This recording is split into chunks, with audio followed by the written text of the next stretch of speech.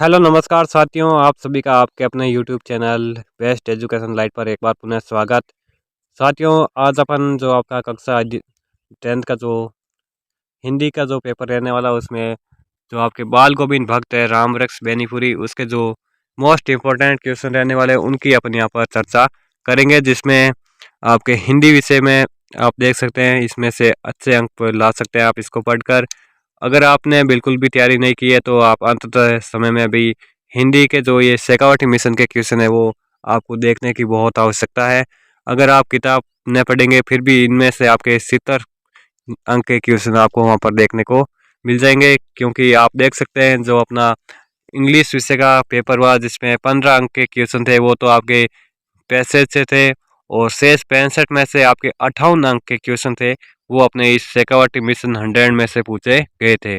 और जिसका हमने एक पेज पर विस्तृत ब्यौरा लिखकर वो भी अपने टेलीग्राम ग्रुप पर सेंड किया है। अगर आपने टेलीग्राम ग्रुप को अभी तक ज्वाइन नहीं किया है तो ज़रूर ज्वाइन कीजिए। वहाँ पर अपन इसकी पीडीएफ भी बिल्कुल फ्री प्रोवाइड करवाते हैं। डैश वर्क, शेखावटी मिशन 100 और अन्य भी नोट्स है वहाँ पर मैं लिख कर भेजता हूँ। तो वस्तुनिष्ठ क्वेश्चन है इसमें। तो पहला क्वेश्चन है कि बाल गोविंद भक्त रचना किस तरह की विद्या है। तो ये आपको ध्यान रखने की बात है कि बाल गोविंद जो अध्याय है वो किस तरह की विद्या में लिखा गया है, कहानी में, निबंध में, रेखा चित्र में और जीवनी में। तो ये अध्याय है आपके एक रेखा चित्र है, जो ऑप्शन ग है जो इसका राइट आंसर रहेगा। अगला क्वेश्चन है कि बाल गोविंद भक्त माथे पर तिलक लगाते थे। तो बाल गोविंद माथे भक्त थे जो माथे पर तिलक लगाते थे। त्रिपुण तिलक, रामानंदी चंदन का तिलक, सिंदूर का तिलक, भभूत का तिलक। तो वो थे आपके रामानंदी चंदन का तिलक लगाते थे। तो ऑप्शन ख है जो इसका राइट आंसर रहेगा। अगला क्वेश्चन है इसमें तीसरा कि भगत गांव से कितनी दूर जाकर नदी स्नान करके आते थे। तो 2 मील, 3 मील, 4 मील, 5 मील। तो भगत थे वो आपके 2 मील दूर जाकर स्नान करके आते थे। अगला क्वेश्चन है कि भगत के अनुसार कैसे लोग निगरानी और मोहब्बत से के ज़्यादा हकदार होते हैं। तो शारीरिक रूप से अक्षम, बलशाली, पैसे वाले, नौजवान। तो शारीरिक रूप से अक्षम व्यक्ति है जो निगरानी और मोहब्बत के ज़्यादा हकदार होते हैं। तो ऑप्शन क्या है जो इसका राइट आंसर रहेगा। अगला क्वेश्चन है कि तांगा टूटने का अर्थ होता है प्रेम टूटना, डोर का टूटना, तांगा कच्चा होना, जीवन शक्ति नष्ट होना। तो ऑप्शन ग है जो इसका राइट आंसर है कि तांगा कच्चा होना। तो तांगा टूटने का यही अर्थ होता है। अगला क्वेश्चन है आपके सामने लघुतात्मक वाले, जिसमें पहला क्वेश्चन रहने वाला है कि प्रभाती में भक्त किस धुन में रहते थे। तो प्रभाती का जो समय थे जिसमें भक्त किस धुन में रहते थे, तो अपने ईश्वरीय प्रेम में लीन होकर गाते रहते थे। दूसरा क्वेश्चन है कि भगत जी साधु की सारी परिभाषाओं में खरे उतरने वाले थे, कैसे बताइए। तो एक सच्चे साधु के सभी लक्षण भक्त में विद्वान थे, इसलिए साधु की सारी परिभाषाओं में खरे उतरने वाले थे।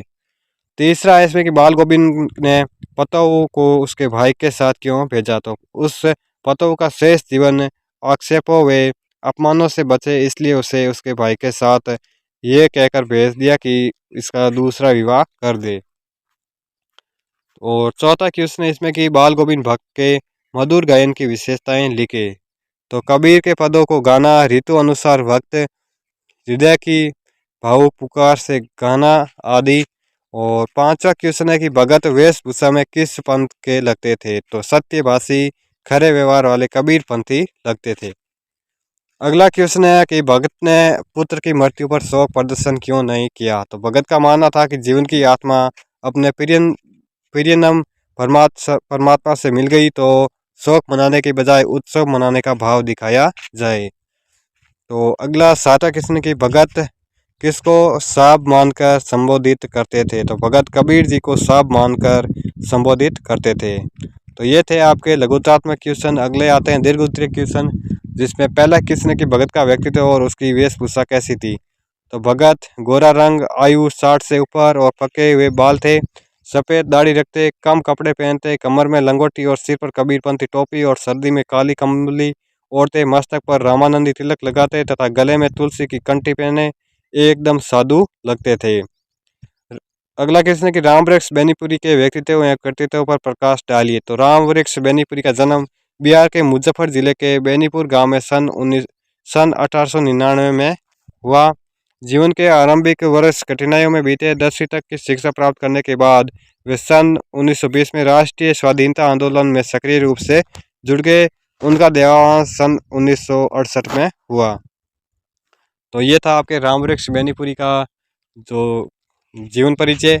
तो आपको अपने या तो कबीर का जो आप या तो कवि परिचय या फिर लेखक परिचय, दोनों में से किसी एक का जो पोस्टर है उनमें से जो आपको अच्छे से याद हो उनको याद कर लेना। और अथवा में ये क्वेश्चन रहने वाले जिनमें से आप एक का आंसर लिखकर अपने पूरे अंक अर्जित कर सकते हैं। तो ये आपके लिए बेनिफिट है।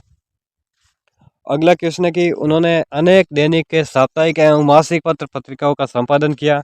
उनका पूरा साहित्य बेनीपुरी रत्नावली के 8 खंडों में प्रकाशित है। ये भी आपको अच्छे से याद रखना है। इनका जो साप्ताहिक व मासिक पत्र पत्रिकाओं का इन्होंने संपादन किया और इनका जो पूरा साहित्य है वो बेनीपुरी रत्नावली के नाम से जो है 8 खंडों में प्रकाशित है, जिनमें प्रमुख है पत्तियों के संदेश, पत्तियों के देश में, चित्ता के फूल, अम्बापाली, माटी के मूर्ते, पैरों में पंख बांधकर, जंजीरें और दीवारें आदि। इस प्रकार के इनका जो प्रमुख साहित्य के जो है इसमें भाग बेनीपुरी रत्नावली के 8 खंडों में। और आगे आता है निम्न गद्यांश को पढ़कर प्रश्नों के उत्तर दीजिए। तो बाल गोविंद भक्त से आपके एक गद्यांश दिया गया है। तो गद्यांश आप यहाँ पर आसानी से पढ़ सकते हैं। तो जिसमें कि गर्मियों में उनकी संज्ञा कितनी उमस भरी, शाम को न शीतल करती, अपने घर के आंगन में आसन जमा बैठते, गांव के उनके कुछ प्रेमी भी जुट जाते, खजंडियों और करतालों की भरमार हो जाती, एक बाल गोविंद भक्त कह जाते, उनकी प्रेम मंडली उसे दोहराती तीराती, धीरे धीरे स्वर ऊंचा होने लगता, एक निश्चित ताल एक निश्चित गति से उस ताल स्वर के चढ़ाव के साथ श्रोताओं के मन भी ऊपर उठने लगते थे, धीरे धीरे मन तन पर हावी हो जाता, होते होते एक क्षण ऐसा आता कि बीच में खजंडी लिए बाल गोविंद भक्त नाच रहे थे और उनके साथ ही सबके तन और मन नृत्यशील हो उठे, सारा आंगन संगीत और नृत्य से ओतप्रोत है। तो इस प्रकार ये आपका गद्यांश था, जिसमें पहला क्वेश्चन है कि उमस भरी शाम को शीतल करने से क्या अभिप्राय है। तो संध्या समय ईश्वरीय धुन में मिठास से गाकर वातावरण अच्छा बनाना। और दूसरा क्वेश्चन है कि मन तन पर हावी होने का क्या आशय है। तो मन की तामसिकताएं मन को गिरा देती हैं, जिससे तन से बुरे कृत्य होते हैं। पर जब मन संगीत में डुबकी लगाता है तो मन तन की विकृतियां भुला देता है। तो इस प्रकार इसका आंसर था। अगला क्वेश्चन है कि श्रोताओं के मन ऊपर उठने का क्या अर्थ है। तो संगीत की धुन से अध्यात्मक भाव का जगना। और कब सबके मन नृत्यशील हो उठे, तो जब बाल गोविंद गाते गाते बीच में ही खजंडी लिए नाच रहे हैं तो सबके मन नृत्यशील हो उठे।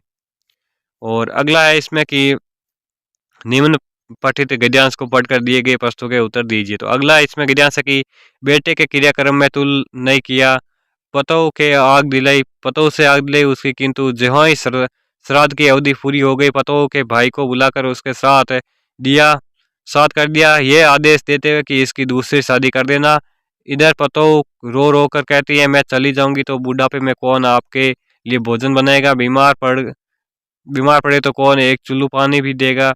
मैं पैर पड़ती हूँ, मुझे अपने चरणों से अलग नहीं कीजिए। लेकिन भगत का निर्णय अटल था, तू जा, नहीं तो मैं ही उस घर को छोड़कर चल दूंगा।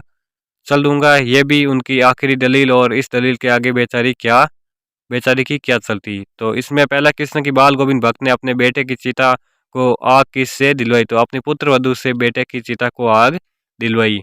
अगला कृष्ण की बाल गोविंद भक्त की पुत्र वधु की कौन सी चारित्रिक विशेषताएं प्रकट होती हैं। तो उनकी पुत्र वधु सुंदर, सुशील व सेवा भावी थी। अगला तीसरा क्वेश्चन है इसमें कि भगत ने समाज की प्रचलित कौन सी महत्वपूर्ण मान्यताओं को चुनौती दी। तो भगत ने पतों के हाथों पुत्र को अग्नि दिलवाई तथा पतों के भाई को का विधवा विवाह के लिए कहा। अगला किसने की बाल गोविंद भक्त का कैसा व्यक्तित्व उभर कर आता है। तो बाल गोविंद भक्त का दृढ़ व्यक्तित्व उभर कर आता है। तो इस प्रकार ये अपने बाल गोविंद भक्त के जो जितने भी क्वेश्चन थे उसको अपने यहाँ पर देखा। और अगला अध्याय रहेगा अपना लखनवी अंदाज, जिसमें अगले वीडियो हम इनके भी देखेंगे। तो जुड़े रहेगा हमारे साथ अंत तक। इसी प्रकार हम चैप्टर वाइज सभी वीडियो के जो PDF है इनमें सोल्व करने वाले हैं और ये आपके एग्ज़ाम को एक अच्छे अंक दिलाने में अपनी महत्वपूर्ण भूमिका अदा करेंगे। तो जुड़े रहेगा साथियों अंत तक। मिलते हैं अगले नेक्स्ट सेशन में, तब तक के लिए जय हिंद जय भारत।